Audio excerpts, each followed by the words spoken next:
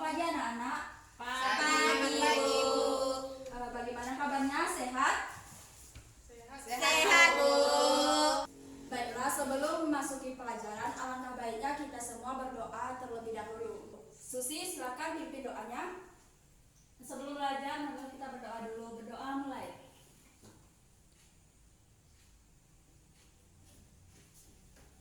Selesai.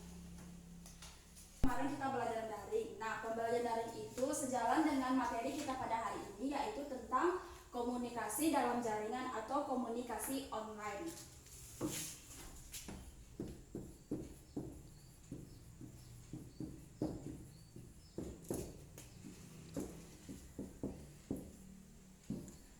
Nah, sebelumnya Ibu sudah mengirimkan materi pada pertemuan kali ini dalam WA grup kita. Mohon dilihat semuanya. Setelah membaca materi yang Ibu kirimkan itu, siapa yang tahu apa itu komunikasi? Apa? Proses penyampaian pikiran, Bu. Ya, benar. Proses penyampaian pikiran. Proses penyampaian pikiran atau perasaan oleh seseorang kepada orang lain, Bu Guru. Ya, betul. Komunikasi itu adalah proses interaksi yang dilakukan oleh dua orang atau lebih yang mana diantaranya memiliki peran yang pertama satu sebagai penyampai pesan, yang kedua sebagai penerima pesan, yang mana pesan yang disampaikan itu memiliki makna di dalamnya. Nah, contohnya itu seperti ini.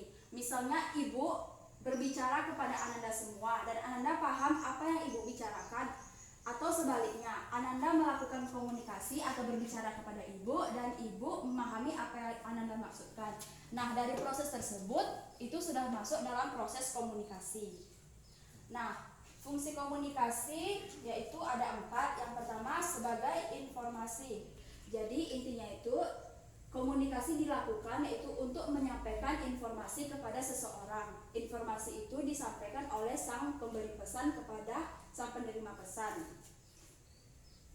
Yang kedua yaitu fungsi komunikasi sebagai kendali. Pasti kita pernah melihat di dalam suatu forum bahwa seorang ketua itu berkomunikasi kepada anggota-anggotanya. Nah, di situ fungsi komunikasi yaitu sebagai kendali dalam keanggotaan tersebut. Selanjutnya yaitu fungsi komunikasi sebagai motivasi.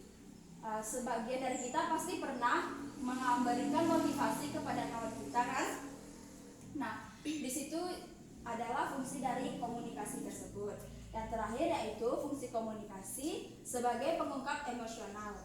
Nah, sebagai pengungkap emosional maksudnya penyaluran emosi kita kepada sang penerima pesan. Pasti kita semuanya pernah galau, kan? Nah, galau tersebut adalah proses penyampaian komunikasi atau secara emosional. Dari penjelasan Ibu sebentar ini, apakah ada yang belum memahami atau masih ada yang tidak mengerti apa itu komunikasi dan fungsi dari komunikasi itu? Paham, Bu? Bagaimana ini, paham? Paham, Bu. Selanjutnya itu kita masuk pada jenis komunikasi. Jenis komunikasi ada 2. Yang pertama yaitu komunikasi verbal, yang kedua komunikasi nonverbal. Nah, di sini Ibu ingin mendengar pendapat dari Ananda semua, apa itu komunikasi verbal? Siapa yang bisa tolong angkat tangannya? Komunikasi yang menggunakan kata-kata baik lisan maupun lisan, Bu Guru. Betul, komunikasi verbal itu adalah proses komunikasi yang dilakukan dengan menggunakan kata-kata, baik itu yang diucapkan secara langsung ataupun secara tertulis. Nah, itulah yang dimaksud dengan komunikasi verbal. Ya, silakan masuk Silvi. Kenapa terlambat Ananda? Hujan, Bu. Oh, ya. Kita lanjut ya. Tadi kita telah mengetahui itu apa komunikasi verbal. Nah, selanjutnya itu kita masuk pada komunikasi nonverbal.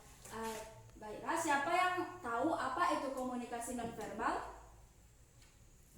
Ya, Silvi yang baru datang mungkin tahu apa itu komunikasi nonverbal. Apa, Bu? Komunikasi nonverbal? Ya, komunikasi nonverbal. Kalau menurut saya, kalau nonverbal berarti tidak diucapkan secara lisan, berarti. Betul sekali.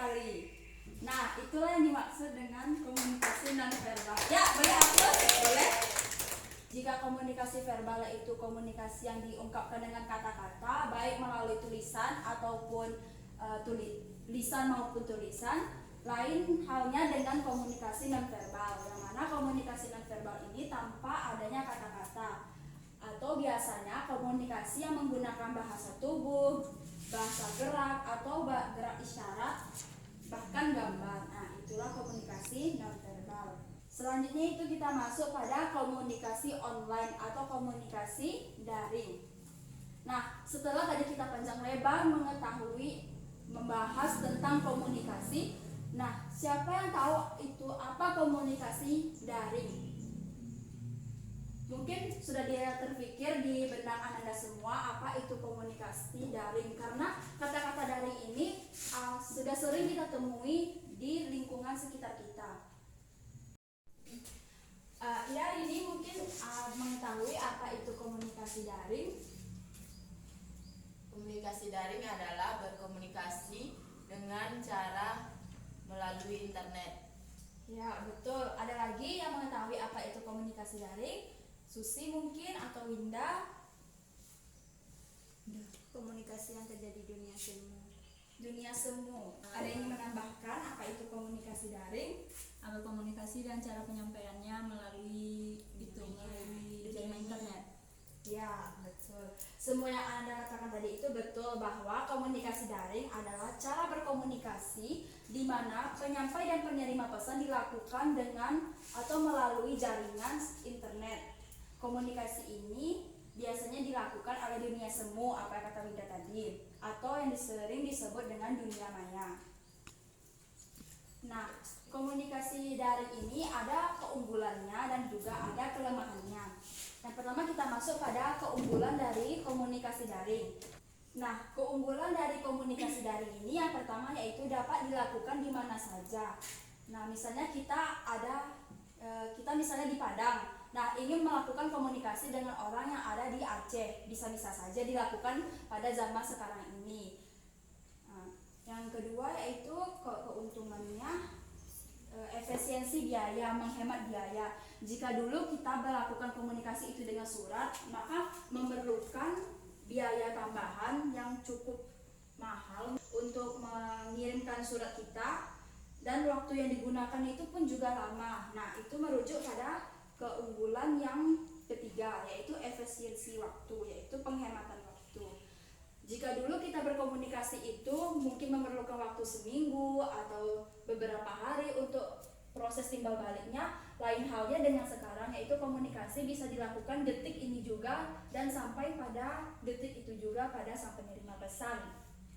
Selanjutnya keunggulan komunikasi daring yang keempat yaitu terintegrasi dengan layanan TIK. Contohnya, misalnya pada proses pembelajaran daring yang kemarin kita menggunakan Zoom, kita menggunakan Google Meet, Classroom untuk melakukan pembelajaran. Nah, itu juga termasuk salah satu terintegrasi dengan layanan TIK. Misalnya jika kita menggunakan Zoom, kita bisa men-share PPT atau makalah kita kepada teman kita yang lainnya. Yang selanjutnya yaitu keunggulannya meningkatkan partisipasi. Jadi jika kita berkomunikasi secara langsung, partisipasi orang yang berikutan itu hanya di lingkungan sekitar kita aja, berbeda dengan komunikasi daring. Bisa orang yang di luar pulau pun mengikuti apa komunikasi yang kita lakukan itu. Nah, selain keunggulan juga komunikasi daring ini ada beberapa kelemahannya. Yang pertama, tidak memiliki emosi pengguna. Tidak memiliki emosi pengguna ini, misalnya kita ingin marah kepada orang yang lagi lawan kita berkomunikasi, maka rasa marah itu tidak bisa langsung kita salurkan kepada sang penerima pesan itu, jadi kita tuh kayaknya tertahan kayak gitu. Nah, selanjutnya memerlukan perangkat khusus. Jelas namanya aja daring, membutuhkan jaringan di dalamnya. Tentu kita harus menggunakan alat seperti HP, laptop, atau perangkat-perangkat penunjang lainnya. Nah, selanjutnya itu kelemahannya terlalu banyak informasi yang tidak penting dalam komunikasi daring. Karena kita pernah nengok di chat-chat grup WA, pasti banyak kan informasi-informasi yang kadang kita tidak memerlukannya, tetapi orang itu berusaha mengirimkan di dalam grup itu. Yang terakhir yaitu keunggulan dari komunikasi, menyita konsentrasi. Nah, melakukan komunikasi daring tidak pada tempat dan waktu yang tepat dapat mengabaikan atau menunda hal lain, bahkan membahayakan orang lain maupun dirinya sendiri. Nah, contohnya itu misalnya kita lagi teleponan dengan seseorang, sedangkan posisi kita itu lagi berkendaraan. Nah, maka komunikasi itu bisa menyita konsentrasi orang yang lagi mengemudi tersebut. Misalnya nanti bisa jatuh atau hal-hal yang membahayakan lainnya terjadi pada dirinya. Nah, sampai di sini apakah anak-anak semua paham apa yang Ibu sampaikan? Paham, Bu. Nah, kalau paham, siapa yang ingin menyampaikan apa itu kelemahan dan kelebihan dari komunikasi daring? Jika tidak ada, nanti Ibu tunjuk satu-satu ingin menyampaikan pendapatnya. Mulai dari Nur Laila, coba kemukakan menurut Ella apa itu kelemahan dan keunggulan dari komunikasi daring yang telah kita bahas sebelum ini. Keunggulannya, Bu, satu, dapat dilakukan di mana saja, Bu. Ya, Kedua, betul. hemat biaya, hemat waktu. Selanjutnya, kelemahannya, Bu, menyita konsentrasi dan banyak informasi-informasi yang tidak penting, Bu. Ya, betul. Terima kasih Ella. Coba Ibu minta Messi untuk menyampaikan apa itu kelemahan dan kelebihan dari komunikasi daring. Kelebihannya yang pertama, Bu, terintegrasi dengan layanan TIK. Ya. Yang selanjutnya meningkatkan intensitas berkomunikasi. Ya, Yang betul. terakhir meningkatkan partisipasi. Mm-mm. Sedangkan untuk kelemahan itu memerlukan perangkat khusus.